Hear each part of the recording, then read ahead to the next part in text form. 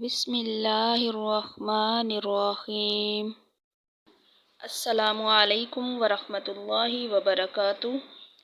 آج کا سوال یہ ہے کہ اگر کوئی شخص واش روم میں مکمل کپڑے اتار کر غسل کر رہا ہے، اس طریقے سے اس کا وضو ہوگا یا نہیں، اور کیا اس وضو کے ساتھ نماز پڑھ سکتا ہے یا نماز کے لیے دوبارہ وضو کرنا پڑے گا؟ تو دیکھیں اور بات کو سمجھیں۔ وضو والے جتنے اعضاء ہیں، یعنی وضو میں 4 فرائض ہیں: چہرہ دھونا اور دونوں بازوؤں کو دھونا کہنیوں سمیت، چوتھائی سر کا مسح کرنا اور دونوں پاؤں کو دھونا ٹخنوں سمیت۔ تو یہ ہیں وضو کے 4 فرائض، اور غسل میں یہ ہے کہ پورے جسم پر اس طرح سے پانی بہایا جائے کہ جسم کا کوئی بھی حصہ ایک بال برابر بھی خشک نہ رہے۔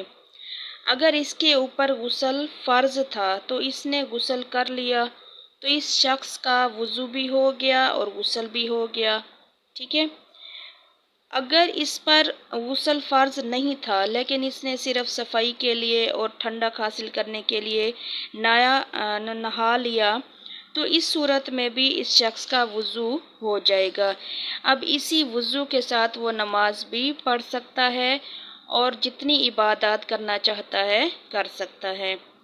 لیکن بہت سارے لوگ اس بات سے ناواقف ہیں کہ ان کو پتہ نہیں ہے۔ وہ لوگ یہ سمجھتے ہیں کہ جو شخص ننگا ہو کر، یعنی کپڑے اتار کر نہاتا ہے، غسل کرتا ہے، تو اس کا وضو ٹوٹ جاتا ہے، اس کا وضو نہیں ہوتا، اس کو دوبارہ سے کرنا پڑتا ہے۔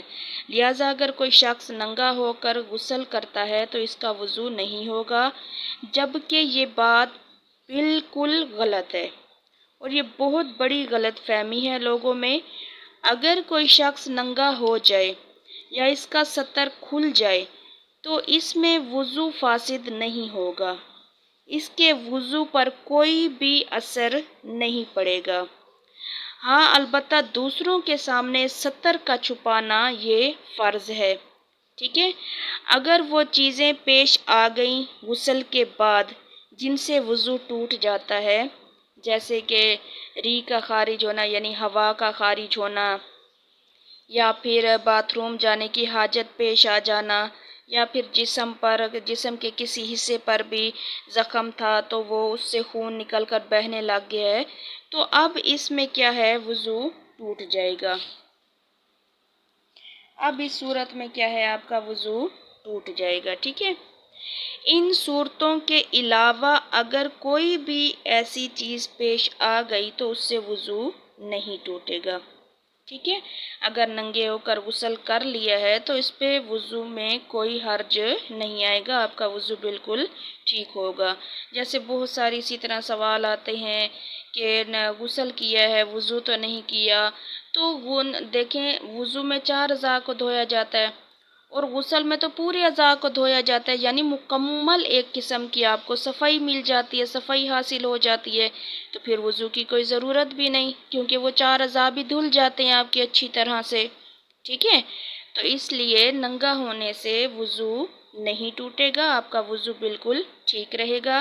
ہاں، جو میں نے اوپر باتیں بیان کی ہیں ان میں سے اگر کوئی غسل کے بعد آپ کو کوئی بات پیش آ جاتی ہے، کوئی صورت پیش آ جاتی ہے تو پھر وضو ٹوٹ جائے گا، دوبارہ کرنا پڑے گا۔ لیکن آپ غسل والے وضو سے ہی کیا ہے، نماز بھی پڑھ سکتے ہیں اور جتنی عبادات کرنا چاہتے ہیں